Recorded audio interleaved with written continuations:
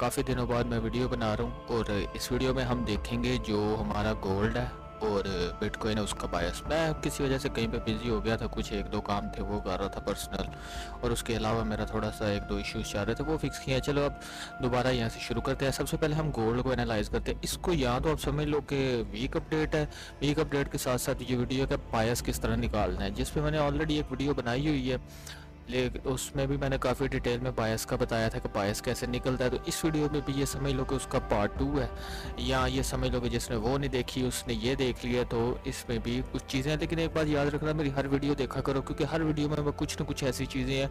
हर बंदा हर दफ़ा जब एक चीज़ या एक टॉपिक बार बार समझाता है तो कुछ ना कुछ नई चीज़ें आती रहती है। तो अगर वो वीडियो नहीं देखी तो वो भी देख लेना।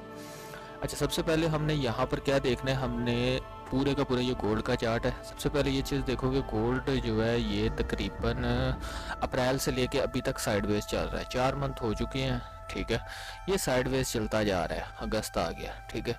ये पूरा का पूरा चैनल है जिसको आप फ्लैग भी बोल लो, कुछ बोल लो, ये इस चैनल में चल रहा है। हम बेसिकली ICT पे इसको एनालाइज करते हैं। सबसे पहले क्या करेंगे, इसके ERL फाइंड करेंगे। ये मैंने एक मार्क कर लिया, ठीक है, और ये मार्क कर लिया, ठीक है जी। और उसके साथ एक मैंने ये चीज़ मार्क कर ली।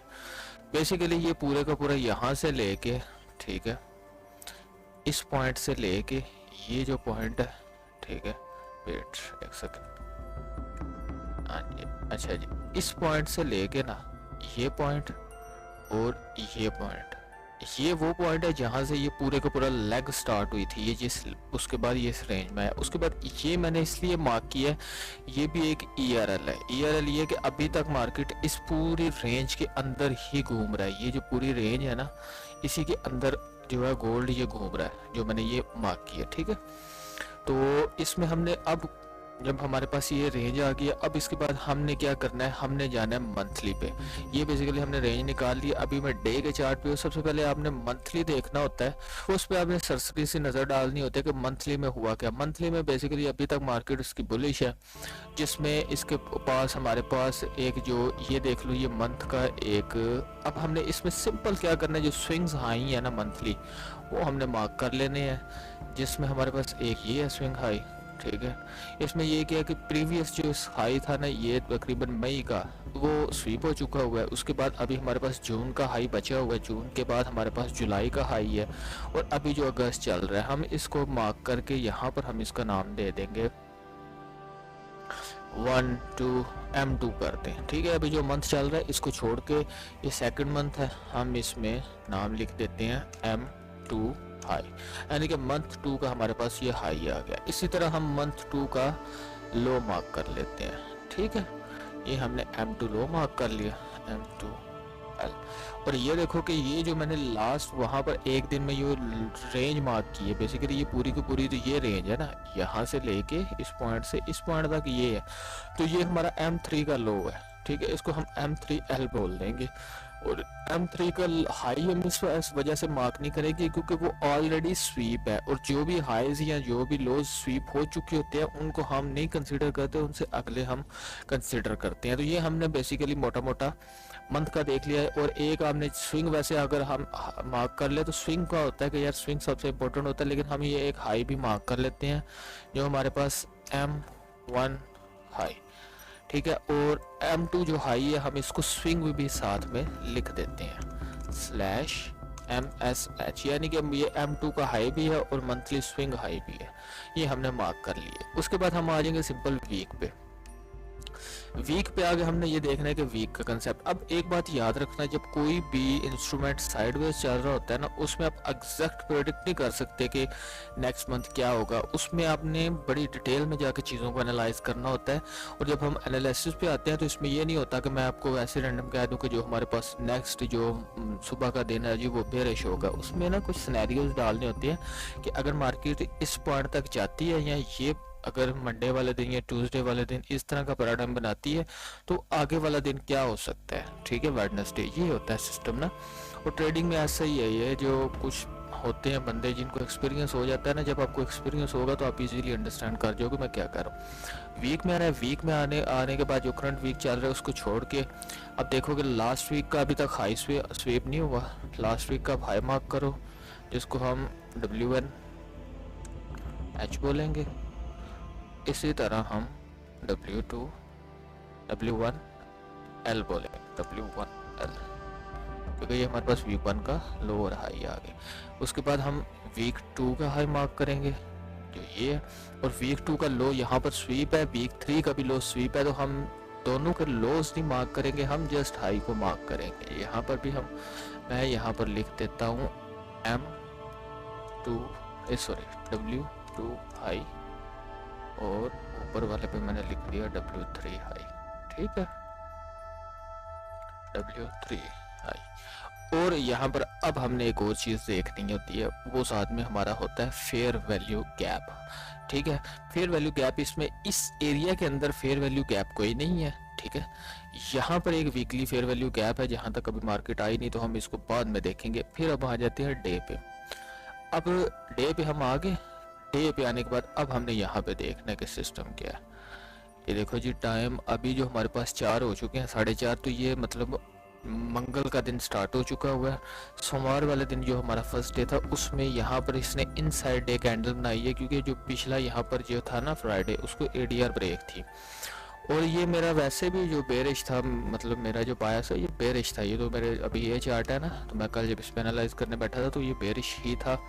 अब उसमें हमने देखना है कि आज का जो दिन है, इसने अभी तक जो पिछला वीक है, कल का दिन है, उसका लो स्वीप कर लिया। अब आपने इसमें सिंपल क्या करना होता है, जो 3 दिन होते हैं ना, उनके हाई और लोज मार्क कर लेने होते हैं। डे 1 हाई मैंने मार्क कर लिया, इसको D1H बोलूँगा, D1H। और वीक का हाई अभी तक वो मैंने मार्क किया हुआ है, वो ये जो है जी वीक 2 का भी, आप ये हाई भी लिख लो और इसके साथ आप डे 2 भी लिख लो। तो मैं इसको नहीं मार्क करूँगा, उसके बाद मैं लोज मार्क कर लूँगा। रोज मैं जस्ट ये जो है ना, ठीक है, D2 का लो मार्क कर लूँगा। D2 का लो मार्क कर लिया। D2 का लो मैंने इसलिए मार्क किया है क्योंकि हमारे पास अब हम D3 का ना हाई मार्क करेंगे ना लो मार्क करेंगे, क्योंकि दोनों स्वीप है। ये मेन कैंडल है, और इस मेन कैंडल के अगर अब हम यहाँ पर आते हैं, मार्क कर लिया, लिक्विडिटी हमारी पूरे चार्ट पे मार्क हो चुकी है। और ये जो मोस्ट इम्पोर्टेंट जो है ना एरियाज, वो हैं जिन पे हमने लिक्विडिटी मार्क की। इसके साथ हमने सिंपल एक और चीज़ करनी है, जैसे ये जो M2 लो मैंने मार्क किया है ना, ये बेसिकली यहाँ पर अगर आप देखते हो तो इक्वल लोज भी हैं, इक्वल लोज की लिक्विडिटी होगी। उसके बाद ये जो है हम इसको एक ये मार्क कर लेते हैं, इसको हम DL बोल देंगे, डेली लो है एक। ठीक है, डेली स्विंग लो बोल लो आप यहाँ। ठीक है, डेली स्विंग लो आ गया हमारे पास ये। उसके बाद हम यहाँ पर और क्या चीज़ देखते हैं, वो नीचे है, उसको छोड़ दो। ऊपर हाई में देख लो, हाई में भी हमने मेजोरिटी की चीज़ें मार्क कर ली हुई हैं। अब हम इसके साथ नेक्स्ट चीज़ जो मार्क करेंगे वो होते हैं फेयर वैल्यू गैप्स। जो हम सबसे पहले एक दिन का फेयर वैल्यू गैप मार्क करेंगे, जिसमें हमारे पास एक दिन का ये फेयर वैल्यू गैप है। ठीक है, ये हमने यहाँ पर रखा और इसको किया मार्क, और मैं इसको फेयर वैल्यू गैप को 1 डे का फेयर वैल्यू गैप कंसिडर करूँगा।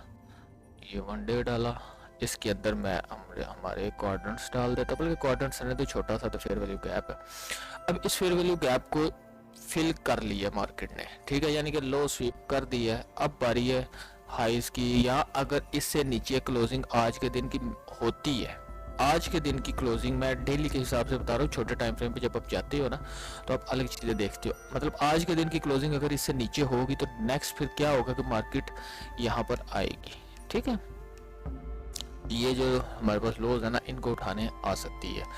ठीक है, लेकिन अगर इससे ऊपर क्लोजिंग हुई तो फिर हम उसके नेक्स्ट सिनेरियोज देखेंगे, फिर ये वीक के पिछले दिन का हाई और फिर वीक का हाई उठाने जाएगी। ठीक है, वीक 1 का लोज नीचे, वीक हाई का ऊपर नीचे। अब इसमें हम नेक्स्ट एक और चीज़ देखेंगे, वो है इब्डा। इब्डा बेसिकली क्या होता है कि हमने कहाँ तक, जब यहाँ पर जब देख लो ये एक दिन के हिसाब से, एक दिन के अंदर हम कितने कौन से फेयर वैल्यू गैप्स को देखना है।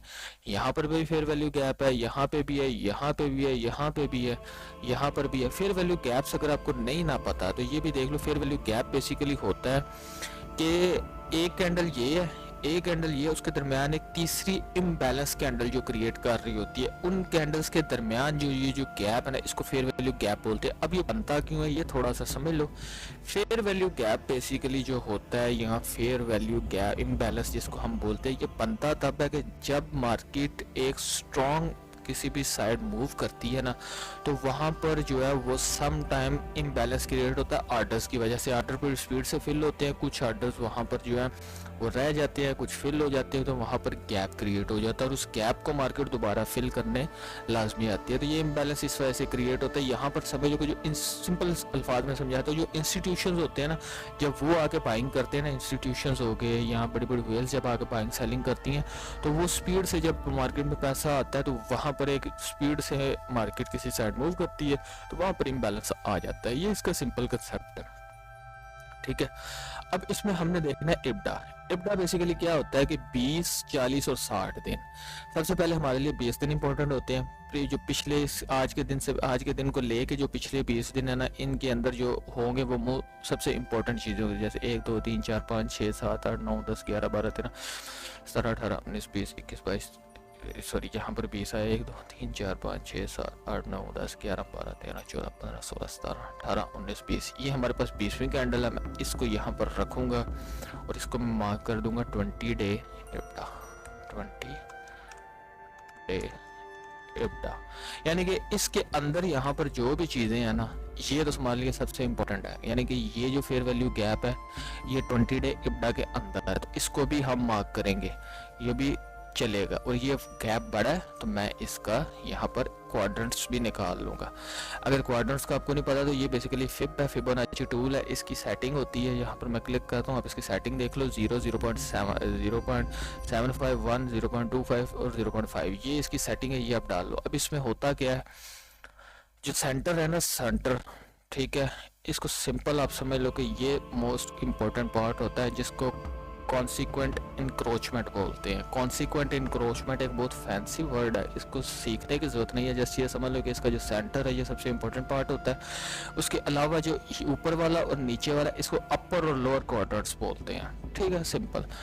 मार्केट अब यहाँ पर देखो, बैलेंस बना, इम्बैलेंस बना, मार्केट ऊपर गई, नीचे आई, नीचे आने के बाद ये एक दिन है, एक दिन की कैंडल के सबसे पहले मार्केट को यहाँ पर अपर क्वाड्रेंट ने रोका, अपर क्वाड्रेंट ने ऊपर फेंका, मार्केट फिर ऊपर चली गई। थोड़े टाइम के बाद मार्केट फिर आई है, फिर अपर क्वाड्रेंट को इसने फेल किया, लेकिन सेंटर ने इसको फिर से ऊपर फेंका है। सेंटर ने ऊपर किया ताकि सेंटर यहाँ पर ब्रेक नहीं हुआ। फिर उससे नेक्स्ट डे मार्केट ऊपर गई है, लेकिन फिर नीचे की तरफ आई है। यहाँ पर हमें ये सिग्नल मिल रहा है कि मार्केट का यहाँ पर स्ट्रक्चर बेरिश है, क्योंकि बार बार मार्केट नीचे की तरफ आ रही है, ठीक है। थर्ड टाइम भी ये हुआ कि मार्केट ऊपर गई है, ऊपर जाने के बाद मार्केट दोबारा आई है, सेंटर को ब्रेक किया, सेंटर को ब्रेक करके यहाँ पर नीचे आई है, लेकिन दोबारा ऊपर जाके यहाँ पर क्लोज हो गई है। जब इस तरह का साइन मिलता है ना किसी भी फेयर वैल्यू गैप में, तो इसका मतलब ये होता है कि अब ये जो सेंटर है ना, ये वीक हो चुका है, ये ब्रेक होगा, ठीक है। नेक्स्ट में आकर मार्केट ने इसको फिल किया और लोअर क्वाड्रेंट को भी इसने ब्रेक कर दिया। अब होना तो ये चाहिए था कि यहाँ से जो मार्केट है ये नीचे आ जाती, क्योंकि ये फिल हो चुका था, फिल होने के बाद। लेकिन हुआ क्या कि इसको मार्केट ने नेक्स्ट डे रिवर्स कर लिया। अब नेक्स्ट डे रिवर्स क्या किया, इसमें यहाँ पर मार्केट रिवर्स होगी, ठीक है। रिवर्स मैंने आपको क्या बोला कि जब मार्केट साइडवेज होती है तो इसमें बहुत मुश्किल होता है आपको अंडरस्टैंड करना कि किस दिन क्या होगा। अगर मार्केट नॉर्मल पैराडाइम में चल रही होती, जैसे कि ये पीछे मैंने पूरी पूरी ये लेग है, जो स्लैग की तरह अगर मार्केट किसी एक साइड चल रही होती, बाय होता है या सेल होता है, जैसे ये पूरी की पूरी सेल की कैंडल, ये देखो 1, 2, 3, 4, 5, 6, 7, 8, 9, 10 दिन मार्केट पंप करती रही है। उससे पीछे आ जाइए, ये पूरी की पूरी यहाँ से जो लेग स्टार्ट हुई थी, ठीक है, दिसंबर से लेके मार्केट यहाँ तक जो है अप्रैल तक मार्केट पंप ही करती रही है। तो ये क्या था, इसको बोलते हैं बुल रन, या आप समझ लो कि जो पंप आता है मार्केट में वो था। मार्केट यहाँ पर बुलिश थी, तो ये बुलिश में एक साइड था, सबको पता था यहाँ पर बाय ही करना है, जिसने सेल करना है उसने लॉस ही खाना है, तो ज़्यादातर लोग बाय कर रहे थे। लेकिन जब मार्केट साइडवेज होती है ना, तो इसमें थोड़ा सा मुश्किल होता है। जब तक ये पूरे का पूरा चैनल टूटता नहीं है, यहाँ से मार्केट नीचे नहीं आती या यहाँ से ऊपर नहीं जाती, तब तक इसमें ये चीज़ें रहेंगी कि आप इजी समझ नहीं सकते। इसमें क्या करना होता है कि आपको जब एक कैंडल की पता चल गया ना, स्कैल्पिंग में छोटे छोटे टारगेट्स रखो, लेके निकलते जाओ, ये इसका सिंपल कंसेप्ट होता है। यहाँ पर मार्केट रिवर्स होगी, रिवर्स होने के बाद नेक्स्ट डे मार्केट नीचे आई है, क्वाड्रेंट ने भी इसको, सेंटर ने भी ऊपर फेंक दिया, क्वाड्रेंट ने भी ऊपर फेंक दिया, और उससे अगले दिन भी क्वाड्रेंट से ये मार्केट ऊपर चली गई है। ये जो बेसिकली लास्ट फ्राइडे था, फ्राइडे को ये न्यूज़ आई है जिस वजह से मार्केट ने ये इतना पंप किया। ये बेसिकली यहाँ पर थी उस दिन ना, ठीक है, 3323 से ये सीधा यहाँ पर आई है। ये बेसिकली न्यूज़ की वजह से पंप था। आप इसकी कैंडल देखोगे ना छोटे टाइम फ्रेम पर, तो इतनी बड़ी कैंडल बनी हुई है। तो ये बेसिकली फेयर वैल्यू गैप का पूरा कंसेप्ट है। अब उसके साथ हमारे पास एक दूसरा फेयर वैल्यू गैप है, वो ये है। मैंने आपको थोड़ी देर पहले बोला कि मेरा ये जो स्टांस था वो बेरिश था। बेरिश क्यों था? इस फेयर वैल्यू गैप की वजह से, और सिर्फ इस फेयर वैल्यू गैप की वजह से मैं आपको और भी चीज़ें बताता हूँ। इसका भी मैं क्वाड्रेंट्स मार्क कर लेता हूँ।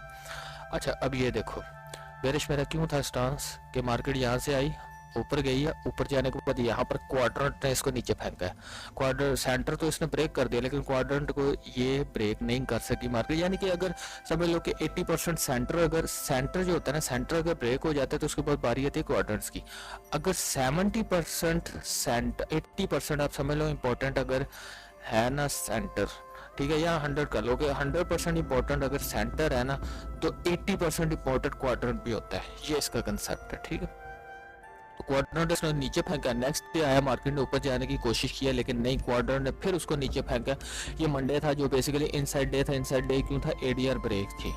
एडीआर क्या होता है? एवरेज डेली रेंज, वो निकालनी होती है, जिससे आपको पता चल जाता है कि किस दिन इनसाइड डे होगा। जिस दिन इनसाइड डे होता है उस दिन कोशिश करते हैं कि ट्रेड नहीं करते। ये इसका सिंपल कंसेप्ट है। उससे नेक्स्ट डे क्या था? मार्केट ने बेरिश होना था। बेरिश क्यों था? कि यहाँ से मार्केट इस फेयर वैल्यू गैप से रिवर्स हो चुकी थी। उसके साथ ये नेक्स्ट डे था, क्योंकि आज का दिन अब कैंडल का इंपॉर्टेंट है कि अगर आज के दिन मार्केट ने इससे नीचे, ये तो इस पूरे इन गैप से नीचे, या तो ये है ना कि मार्केट यहाँ पर ये होगा, मार्केट ये फेयर वैल्यू गैप फिल करेगी, जो ये मतलब फ्राइडे का फिल करने के बाद मार्केट रिवर्स चली जाएगी, इस क्वाड्रेंट से ऊपर की तरफ क्लोज कर जाएगी, और यहाँ से नेक्स्ट डे फिर आगे ऊपर की तरफ जाएगी, ठीक है, यहाँ से ऊपर की तरफ निकल जाएगी। या फिर मार्केट ये करेगी कि यहाँ से मार्केट आज के दिन नीचे क्लोज करेगी, और जब यहाँ से नीचे क्लोज कर देगी फिर उसके बाद मार्केट इस फेयर वैल्यू गैप की तरफ आना शुरू कर देगी। और दोनों तरफ हमारे पास ये अगर यहाँ से ऊपर जाएगी तो फिर हम इन ये जो हाइज हैं वीक 1 के और डेली के, उसको लो टारगेट करेंगे। अगर नीचे की तरफ आना शुरू करेगी तो हमारे पास ये जो फेयर वैल्यू गैप है हम इसको टारगेट करेंगे, और इसमें 1x2 1x3 लेकर निकलते जाएंगे, ठीक है। ज़्यादा स्विंग ट्रेड नहीं करेंगे या कोई बड़ी ट्रेड नहीं करेंगे, स्कैल्पिंग करेंगे, लेके निकल जाएंगे फारग, ज़्यादा टाइम नहीं है। उसके बाद यहाँ पर नेक्स्ट हमारे पास क्या था? अब मैंने क्यों यहाँ पर स्ट्रॉन्ग था? दूसरा, इसी के आप थोड़ा सा पीछे आओगे तो यहाँ पर आपको एक सेम उसी एग्जैक्ट पॉइंट पे दूसरा फेयर वैल्यू गैप मिल रहा है। ये देखो, ये भी उसी एग्जैक्ट पॉइंट पे है, और इसको समझाना है तो ये इसको भी देख लो, ये दूसरा एग्जैक्ट फेयर वैल्यू गैप है, ठीक है। जिसमें हुआ क्या है कि इस एग्जैक्ट फेयर वैल्यू गैप का ये जो यहाँ पर तो फेयर वैल्यू गैप का मिड ब्रेक हो चुका था ना। अगर मैं थोड़ा सा जूम करता हूँ यहाँ पर, अब आपको थोड़ा सा मुश्किल होगा, ध्यान से समझना। ये जो फेयर वैल्यू गैप था जो पहला हमारे पास, इसको हम पहला बोलते हैं, इसको दूसरा बोलते हैं। ये जो फेयर वैल्यू गैप था ना, ये वाला फर्स्ट, ठीक है, इसका सेंटर तो ब्रेक हुआ था, ठीक है। ये देखो सेंटर तो ब्रेक हो के ऊपर क्लोज हुआ, लेकिन इस फेयर वैल्यू गैप का सेंटर ब्रेक नहीं हुआ। इस फेयर वैल्यू गैप के सेंटर ने इसको नीचे फेंक दिया, ठीक है। तो मेरे पास ये दूसरा सिग्नल है। थर्ड, फिर इसी एग्जैक्ट पॉइंट पे एक ये भी फेयर वैल्यू गैप है। अच्छा, एक और चीज यहाँ पर अंडरस्टैंड कर लो, ये fair value gap basically bullish fair value gap है। बुलिश फेयर वैल्यू गैप उसको बोलते हैं जो बुलिश कैंडल के अंदर होता है। बेरिश फेयर वैल्यू गैप आप उसको बोलते हो जो बेरिश फेयर वैल्यू कैंडल के अंदर होता है, ठीक है। इसको हम बुलिश और बेरिश फेयर वैल्यू गैप बोलते हैं। जब bullish fair value gap fill होता है ना, तो वो इन्वर्जन में चला जाता है, जो कि as a bearish fair value gap काम करना शुरू कर देता है। जब bearish fair value gap fill होता है तो वो as a bullish fair value gap काम करना शुरू कर देता है। उसको इन्वर्जन लेवल पे बोलते हैं। जैसे ये यहाँ पर ये था ना, ये बुलिश फेयर वैल्यू गैप था, बुलिश। जब ये यहाँ से ब्रेक हुआ है ना, ब्रेक होने के बाद ये एज अ काम करना शुरू कर गया बेरिश। बेरिश का मतलब है फिर इस नीचे आया, मार्केट यहाँ पर आई, और यहाँ पर ये देखो बेरिश फेयर वैल्यू गैप काम कर रहा है। तो ये बुलिश, लेकिन काम यहाँ पर ये बेरिश कर रहा था, मार्केट को ऊपर नहीं सा जाने दे रहा। क्वार्टर ने नीचे फेंका, फिर ऊपर गया, सेंटर क्लोज हुआ, फिर यहाँ पर थोड़ा सा मुश्किल हुआ, लेकिन मार्केट ऊपर चली गई, और एट द एंड वहां से रिवर्स कर गया। यहाँ से रिवर्स क्यों की होगी कि यहाँ पर कहीं पे कोई छोटा 4 आवर का 1 आवर का फेयर वैल्यू गैप होगा, वहां से मार्केट रिवर्स कर गई, ठीक है। अब यहाँ पर तीसरा फेयर वैल्यू गैप एग्जैक्ट उसी पॉइंट पे आया है। तीसरा कहाँ पे है जी? ये देख लो, ये फेयर वैल्यू गैप तीसरा है जो उसी एग्जैक्ट पॉइंट पे। अब 3 फेयर वैल्यू गैप एक ही पॉइंट पे आ रहे हैं जिससे मार्केट रिजेक्ट हो रही है, तो को यहाँ से मैं बुलिश हूँ, ठीक। और उसका जो कंफर्मेशन वो ये इनसाइड कैंडल ने भी दे दिया कि यार इनसाइड कैंडल अगर बुलिश होती, मार्केट यहाँ से ऊपर चली जाती, मार्केट कटा है, किसको क्या पंजाबी कहते हैं खड्डे च जाए फेयर वैल्यू गैप में, जिथे मर्जी सट्टे इतों ऊपर निकल जाती, खड्डे च जाए फेयर वैल्यू गैप पटक दी मार्केट ऊपर निकल जाती, लेकिन नहीं गई मार्केट ने, इनसाइड डे बनाया। और मैं कल एक क्लास दे रहा था, उसमें मैंने कहा भी था कि ये मुझे बहुत ज्यादा चांसेस है कि ये इनसाइड डे लगता है, वो ये था। अब जब इस तरह का कोई जोन आ जाता है, ऐसे ये पूरे का पूरा जोन है। तो सिंपल इसको क्या करो, एक अच्छे बॉक्स की तरह यहाँ पर आओ, ये एक पूरा बॉक्स मार्क करो और इस पूरे बॉक्स को एक कलर दे दो, जो कि मैं यहाँ पर ना कलर दे देता हूँ। ये मैं मैंने यहाँ पर वहाँ पर लिखा हुआ है ना लिक्विडिटी पूल, तो इसको कुछ कलर दे दो जो एक गाढ़ा कलर हो जाए, जिसके अंदर आपको पता हो कि ये एक इम्पोर्टेंट एरिया है जब तक ये एरिया ब्रेक, हाँ जैसे ये, यानी कि जी ये रेड जो है ना पूरे का पूरा गाढ़ा रेड, ये एक इम्पोर्टेंट एरिया है जब तक ये ब्रेक नहीं होता, यहाँ से ब्रेक सारा हो के इससे ऊपर या यहाँ तक मार्केट क्लोज नहीं हो जाती, क्योंकि यहाँ तक सारे क्वार्टर्स फेल है, तो तब तक ये मार्केट बुलिश नहीं होगी। तो उसके बाद मार्केट बेरिश पे आ गई है। ठीक है जी, अब आ जाओ छोटे टाइम फ्रेम पे। इसको ज्यादा वैलिडेशन अब छोटे टाइम फ्रेम पे देते हो, चीज मिस हो गया। आप बोलोगे सर ये 20 डे से बाहर एप्टा है, ये वैल्यू क्यों कम कर रहा है? क्योंकि ये 40 डे के अंदर आ रहा है। इससे पीछे जाओ, 21, 22, 23, 24, 25, 26, 27, 28, 29, 30, 31, 32, 33, 34, 35, 36, 37, 38, 39, 40। मेरी गिनती तो नहीं जाना, मैं पंजाबी बंदा, मैं गिनती है गिनना अच्छा मार्क कर लिया। ठीक है, ये देख लेना 21, 22, 23, 24, 25, 26, 27, 28, 29, 30, 31, 32, 33, 34, 35, 36, 37, 38, 39, 40। चलिए ये हो गया 40 डे दी उपडा रेंज हो गया, 40 दिन दी उपडा बन गई। ठीक है, उपडा ये 40 डेज की उपडा होगी और इसके अंदर भी जो चीज़ें होंगी ये मैक्सिमम होता है 60, यानी कि अगर आपको 20 डे के अंदर कुछ नहीं मिलता तो फिर हम 40 डे को देखते हैं कि यार हमें 20 डे के अंदर कोई गैप नहीं मिला, हम 40 डे को देखेंगे, या 20 डे के अंदर कोई लिक्विडिटी नहीं मिल रही, हम 40 डे को देखेंगे। 40 डे के अंदर नहीं भी कुछ मिलता फिर 60 पे आ जाओ। 42, 43, 44, 45, 46, 47, 48, 49, 50, 53, 54, 55, 60। लो जी, ये हमारे पास 60 है, यानी कि ये लास्ट है। ठीक है, यहाँ तक 60 दिन के अंदर अंदर जो भी फेयर वैल्यू गैप, जो भी ब्रेकर ब्लॉक, ऑर्डर ब्लॉक, सबको मार्केट रिस्पेक्ट देगी।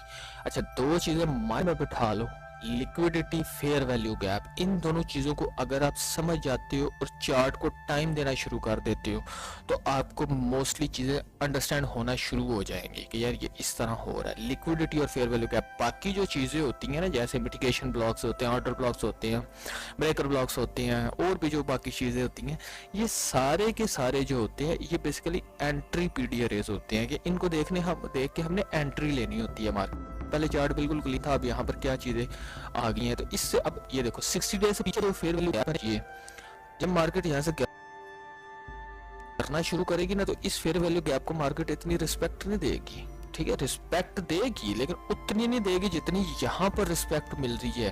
रिस्पेक्ट से मुराद है कि एक छोटा सा फेयर वैल्यू गैप है ना, ये देखो उतना बड़ा फेयर वैल्यू गैप नहीं है। ये जो बेरिश फेयर वैल्यू गैप है ये इतना बड़ा नहीं है।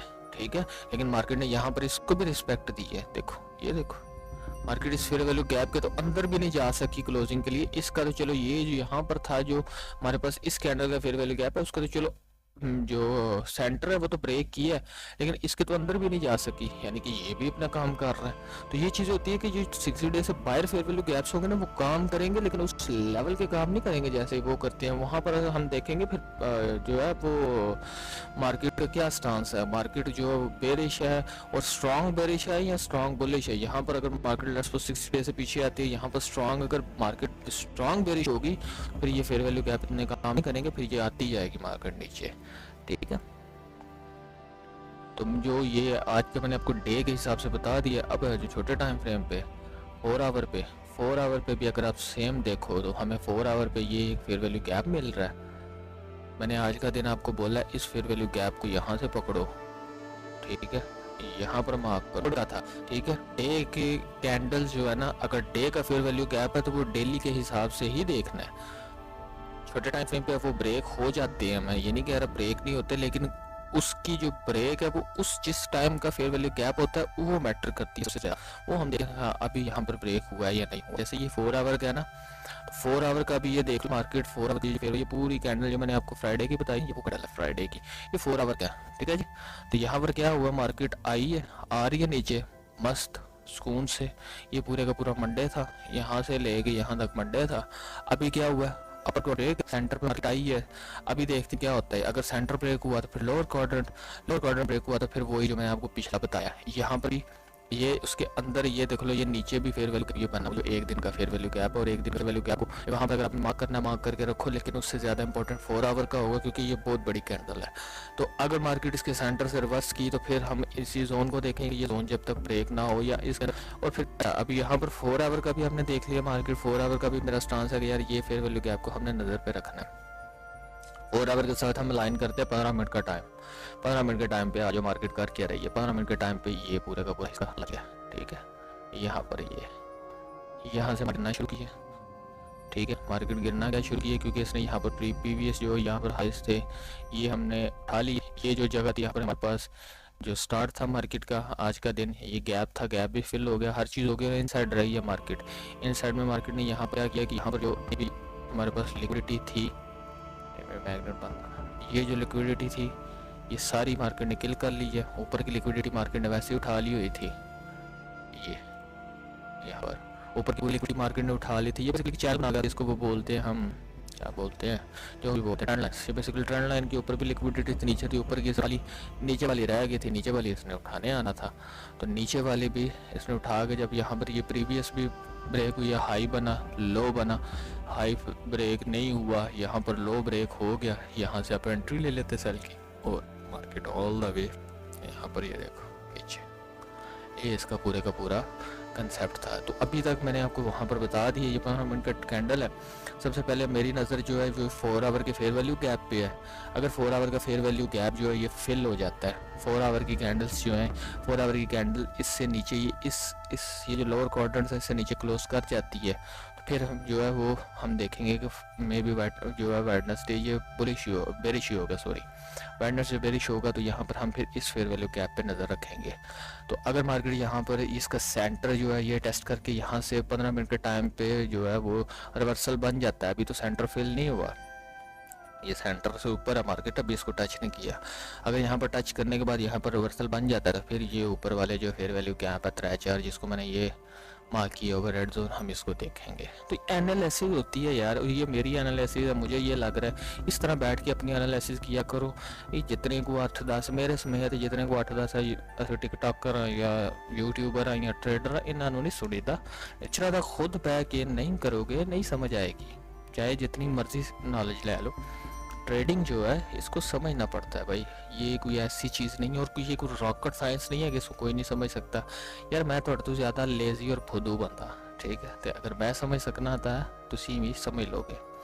सो ये इसका कंसेप्ट है, इस तरह एनालिसिस अपने इस पर करनी है, ठीक है जी।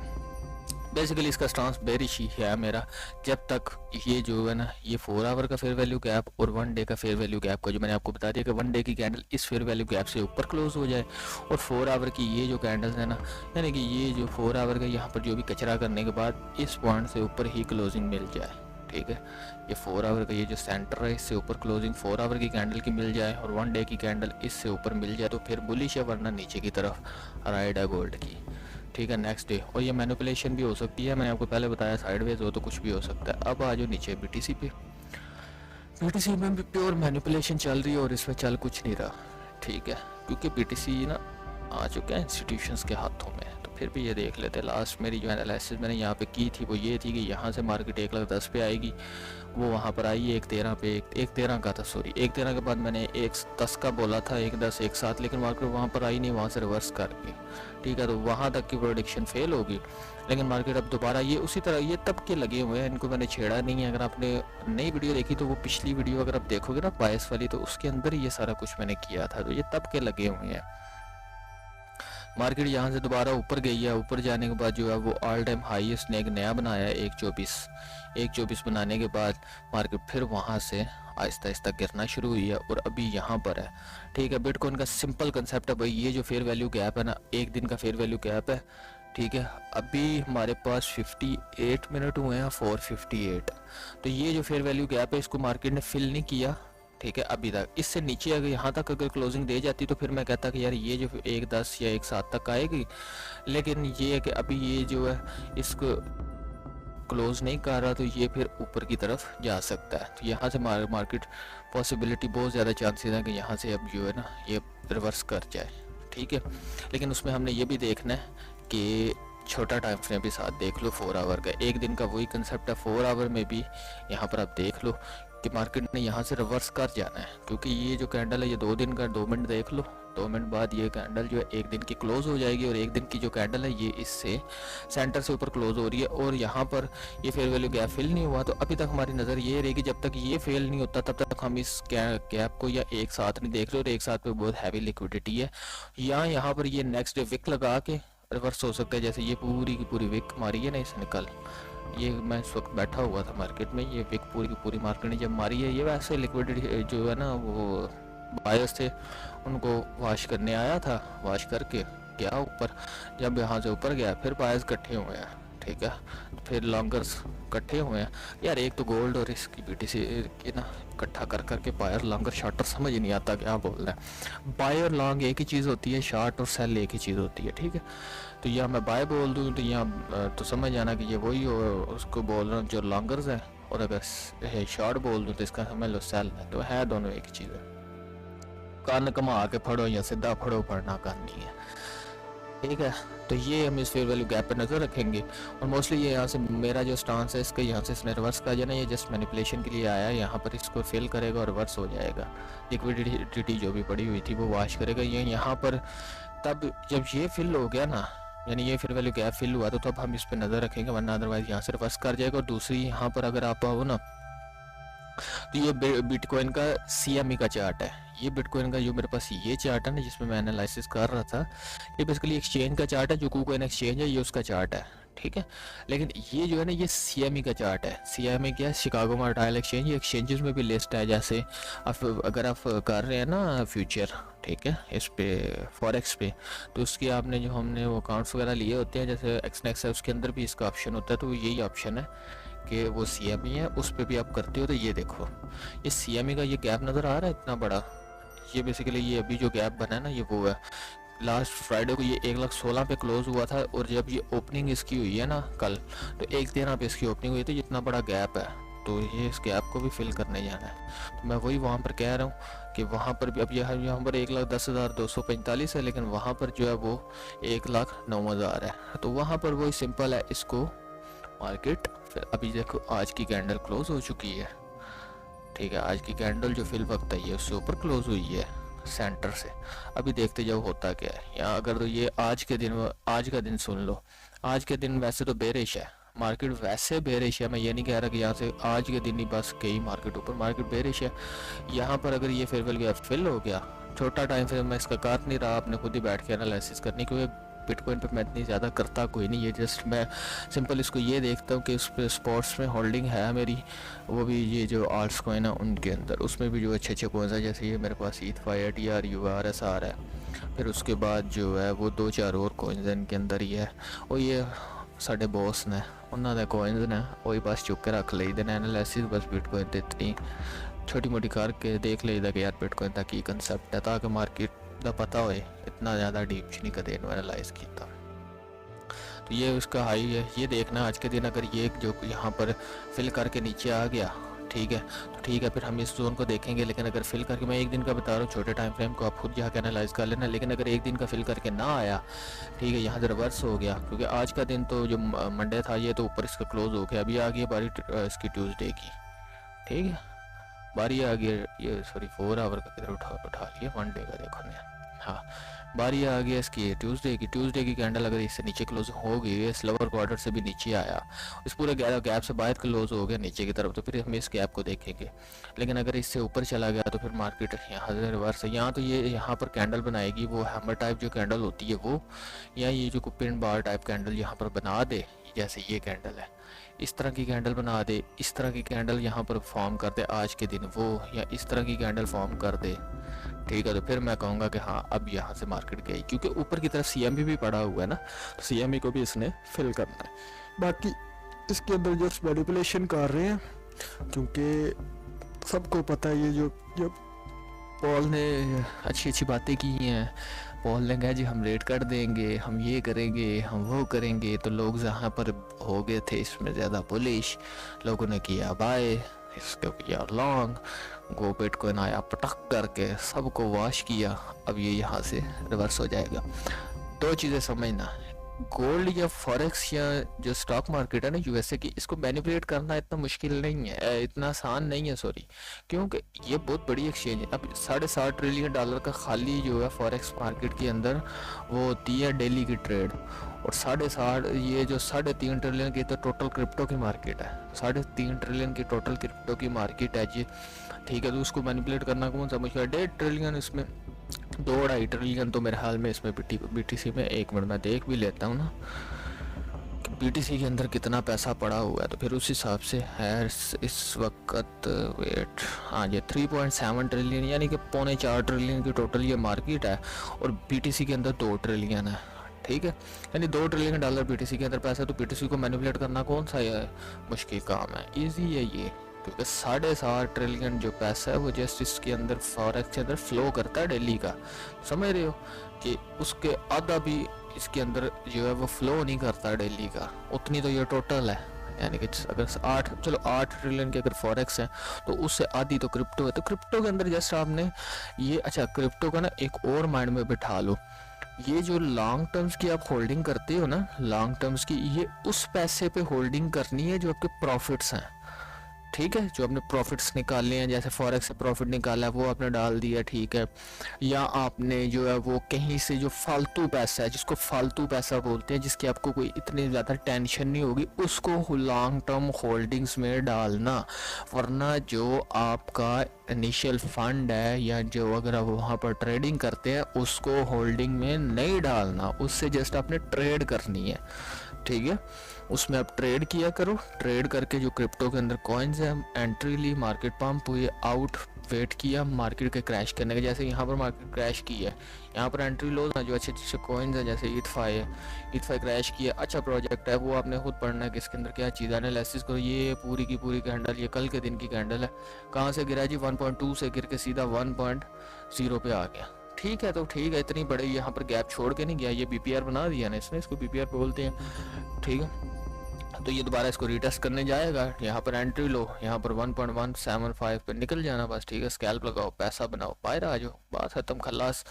और अगर आपके पास बथेरा पैसा है फिर कोई नहीं, फिर जो मर्जी इसमें करते रहो, कोई मसला नहीं, लेकिन मैं कोई इस पर क्रिप्टो के अंदर रिकमेंड करूँगा कि सिर्फ वो पैसा लॉन्ग टर्म होल्डिंग में डालना जो आपका फालतू पैसा है या जो आपके प्रॉफिट्स हैं, जो आपका ट्रेडिंग का फंड है वो लॉन्ग टर्म में नहीं डालना, अलग अलग रखो। मैंने बड़े बड़े लोग देखे हैं इस फील्ड के अंदर। चलो एक और आपको चीज़ बताता हूँ, एक ये कॉइन है फायर यूएसडीटी, मैं आपको हज़ारों मिसालें दे सकता हूँ कि क्या हुआ क्या नहीं। ये कॉइन है, इस वक्त देख लो 0.0044 यहाँ तक, ठीक है। ये चार्टिंग आपको नज़र आ रही है, मैंने कोई पुरानी चार्टिंग नहीं की। यहाँ पर ये बाइंग देख लो, 0.075 की बाइंग का भी यहाँ पर है। मैंने इस कॉइन को सेल कर दिया हुआ और बड़ा इसमें लॉस किया, वो भी उसकी वजह अब है। अगर मैं इसका आऊँ ना वीकली चार्ट, तो वीकली चार्ट पे आप ये देखना कि कॉइन कहाँ से गिरा है, तो $1-2 से यहाँ से गिरना शुरू किया, यहाँ तक आया।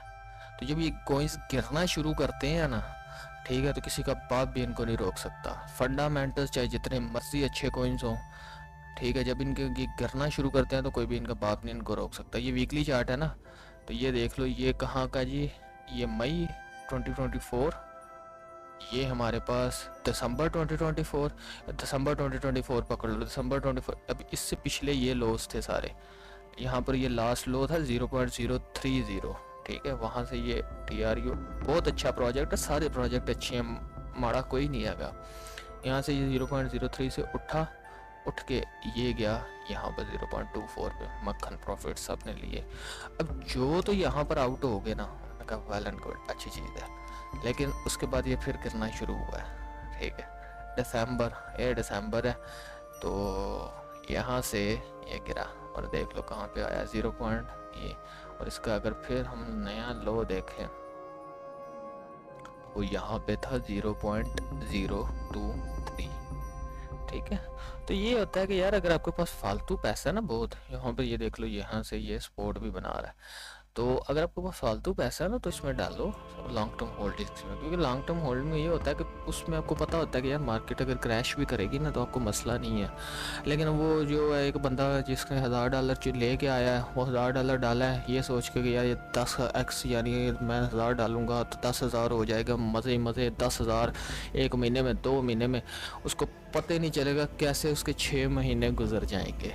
ठीक है, और वो लॉसेस पे लॉसेस खाएगा, लॉसेस पे लॉसेस खाएगा। इस वक्त बहुत रेयर कुछ बंदे होंगे जो कहेंगे कि मैं ये जो क्रिप्टो के अंदर प्रॉफिट में हूँ। यार मैं खुद इट्स सेल्फ जो है ना, मेरा वो स्कैल्पिंग का या ट्रेडिंग का फंड छोड़ के जो लॉन्ग टर्म्स है ना उनमें मैं खुद लॉस में हूँ। 50 to 60% जो पोर्टफोलियो है ना वो डाउन है इस वक्त। वो जैसे ये होता है कि जिनमें फंसे हुए हैं ना, वो जब स्कैल्पिंग या इंट्राडे से पैसा बनता है तो उनमें DCAs कर रहे हैं, DCA। ठीक है, तो ये पूरे का पूरा कंसेप्ट होता है इसके अंदर। अभी तो ये 40 मिनट की हो चुकी है, मेरा दिल है इसको आगे जाने दो, कुछ और भी चीज़ें डिस्कस कर लेते हैं। फेयर वैल्यू गैप की आपको समझ आ गई। फेयर वैल्यू गैप के अलावा अब हम यहाँ पर एक ना एंट्री मॉडल पे सबसे पहले, अच्छा गोल्ड के एक दो और चीज़ें समझ लो। गोल्ड के साथ हम जो नेक्स्ट चीज़ देखते हैं ना वो डॉलर का इंडेक्स होता है। ठीक है, ये गिरेगा तो गोल्ड पंप करेगा, गोल्ड पंप करेगा तो ये गिरेगा। तो इसका सिंपल कंसेप्ट है, कोई भी न्यूज़ जो डॉलर को स्ट्रॉन्ग करेगी तो उसका मतलब है उसके अगेंस्ट गोल्ड गिरेगा। यानी कोई भी ऐसी न्यूज़ जो डॉलर के फेवर में है जिससे डॉलर जो है वो स्ट्रांग होगा तो गोल्ड गिरेगा, और कोई भी न्यूज़ जो डॉलर के फेवर में नहीं है, ठीक है, वो गिरेगी। तो इसका मतलब है वो डॉलर के फेवर में अगर नहीं है, वो डॉलर के लिए बेरिश न्यूज़ है, तो तब गोल्ड पंप करेगा, क्योंकि गोल्ड है सेफ हेवन। ठीक है, उसके बाद अब US का 10 ईयर ये सिंपल आपको कुछ चीज़ें बता रहा हूँ, ये माइंड में रखा करो, इसको जस्ट नज़र में रखा करो। US की 10 ईयर यील्ड है, इस पर भी कुछ चार्टिंग है, और इस पर एक चीज़ मैंने यहाँ पर ऊपर लिखी हुई है, जस्ट वो अंडरस्टैंड कर लो, उस पर आपको थोड़ा सा समझ आ जाएगा। लिखा हुआ जी, अगर US 10 ईयर यील्ड है क्या, ये खुद बैठ के पढ़ो। अब यहाँ पर मैं आपको फंडामेंटल पर पढ़ाने बैठूँ ना तो बहुत टाइम लग जाना, और वैसे भी मैं आपको सिंपल बात बताता हूँ, मुझे फंडामेंटल इतने ज़्यादा नहीं पता। ठीक है, बेसिक मोटा मोटा आता है, और मैं कैसे निकालता हूँ वो भी आगे बताता हूँ। अच्छा, इसमें लिखा हुआ है जी कि अगर US 10 ईयर यील्ड डाउन आएगा तो इसका मतलब है इन्वेस्टर डरा हुआ है और सेफ इन्वेस्टमेंट की तरफ मूव करेगा, जैसे गोल्ड सिल्वर ऑयल। गोल्ड को मैंने आपको पहले बोला गोल्ड सिल्वर सेफ हेवन है, यानी कि इसको लोग सेफ समझते हैं कि ये इतने ज़्यादा क्रैश नहीं करते। और अगर US 10 ईयर यील्ड ऊपर जा रहा हो तो इसका मतलब है कि इन्वेस्टर रेडी है रिस्की इन्वेस्टमेंट्स के लिए, जो पैसा सेफ से निकाल ले रिस्की एसेट्स में आने के लिए। ठीक है, तो ये देख लो। अब उसके अलावा हम देख लेते हैं फंडामेंटल्स को। US 10 ईयर यील्ड है, इस पर नज़र रखा करो। ठीक है, ये है क्या वो खुद पढ़ लेना, खुद उस पर तहकीक कर लेना, या नहीं तो हाँ, अगर आपको अच्छा किसी चीज़ का आपको नहीं पता क्या कैसे करना है, सिंपल चैट GPT ओपन करो। ठीक है, सिंपल चैट GPT, इसमें कोई भी साइंस नहीं है, ईजी है। ट्रेडर बनना है तो इसको अपना दोस्त बना लो। जैसे इसको सिंपल ये बताना, आई नीड योर साइन नहीं हम करते जी, I need your help as a financial expert and expert trader. ठीक है, स्पेलिंग्स पे फोकस नहीं करना, काम पे ध्यान रखना है। ठीक है, और यार 12 पढ़े तो की एक्सपेक्ट करोगे, ही करोगे ना। ठीक है जी, I need your help as a financial expert. तो ठीक है, मैंने उसको रोल सेट किया, उसको समझ आ गया कि यार मैंने इतना ये चीज़ करना। अब मैं यहाँ पर इससे सबसे बोलता हूँ, I need to know about what is 10 year yield of US stock. US हम US लिख देंगे जी। अभी हम ये बताएगा कि ये 10 ईयर यील्ड क्या है। The 10 year yield, often referred to as the 10 year treasury yield, is the interest rate. ठीक है, the US permanent pays the borrow money for 10 years. It is based on a price of, ये उसने पूरा का पूरा हमें बता दिया। इंग्लिश समझ आती है पढ़ लो इथों, नहीं समझ आती तो सिंपल एक और चीज़ करो, मुझे ये रोमन इंग्लिश बता दो, ठीक है। हम ये यहाँ पर सर्च करेंगे और ये मुझे वहाँ पर सारा बता देगा। 10 ईयर यील्ड का मतलब है यूएस गवर्नमेंट अगर 10 साल के लिए पैसा उधार लेती है तो वो कितने % रिटर्न देगी इन्वेस्टर को हर साल। ये बेसिकली 10 ईयर यील्ड का कर्ज पर सरकारी सूद इंटरेस्ट है, ठीक है। ये इतना इम्पोर्टेंट क्यों है? बेंचमार्क रेट, ये एक रेफरेंस रेट होती है, इसको देखकर मॉर्गेज, ठीक है, लोन्स, कार लोन्स और बिजनेस लोन्स की इंटरेस्ट डिसाइड होता है। मार्केट का मूड, अगर इकोनॉमी स्ट्रांग हो तो लोग स्टॉक्स में इन्वेस्ट करते हैं और यील्ड बढ़ जाता है। जो मैंने आपको यहाँ बोला है कि अगर ये बढ़ रहा है, ऊपर जा रहा है,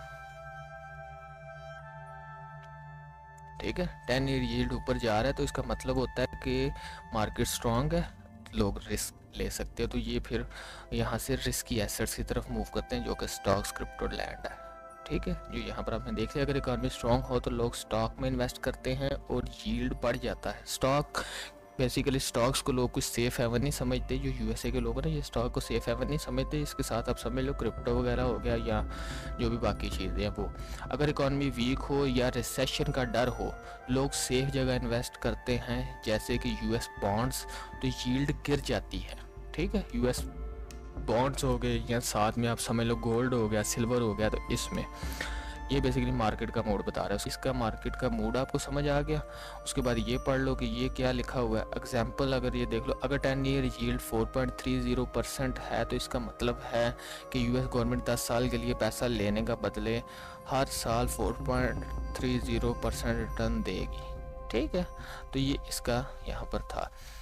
अब एक और चीज़ यहाँ पर देख लो जो कि फॉरेक्स फैक्ट्री पे आज फॉरेक्स फैक्ट्री पे हमने नज़र लाजमी रखनी होती है। इसमें ये हमारे पास होता है कि फॉरेक्स फैक्ट्री पे जो भी न्यूज़ आती है ना, उनका हमें पता होता है कि यहाँ पर ये न्यूज़ आ रही है, और उसको भी अगर आपको नहीं समझ आती तो इसी के पास से हम उसका भी डाटा निकालेंगे। सिंपल ये है, कॉपी पेंसिल लेके बैठो, ठीक है। मंथ जो है ना, कोई भी मंथ है, अगर वैसे तो यहाँ पर देखते रहा करो, लेकिन ये है कि अगर आपने न्यूज़ को साथ अंडरस्टैंड करना शुरू करना है कि किस न्यूज़ के आने से क्या होता है, किस न्यूज़ के आने से क्या नहीं होता, तो वो आपने देखना है। जैसे एक ये है जी, यहाँ पर हम इस न्यूज़ को कॉपी करेंगे जो कि 28 तारीख, एक ये आ रही है और एक अनएम्प्लॉयमेंट क्लेम आ रहा है।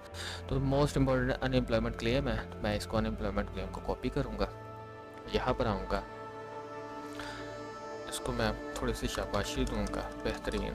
अब मुझे बताओ ये अनएम्प्लॉयमेंट क्लेम्स क्या है। लेकिन इसके साथ साथ मैं ये भी जानना चाहूँगा कि जो पहले क्लेम्स थे वो थे जी हमारे पास 235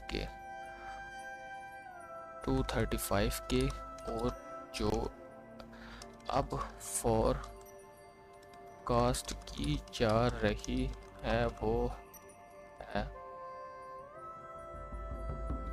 231 के, ठीक है, 231 के।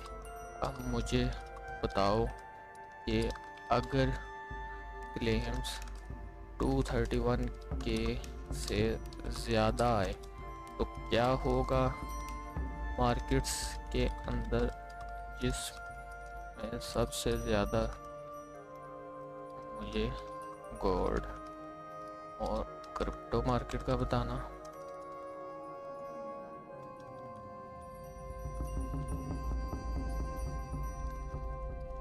और अगर इससे कम आ जाए तो यानी कि 235, और अगर 231 के से कम आ जाए तो मार्केट का क्या बनेगा। सिंपल ये चीज़ देख लो, ठीक है।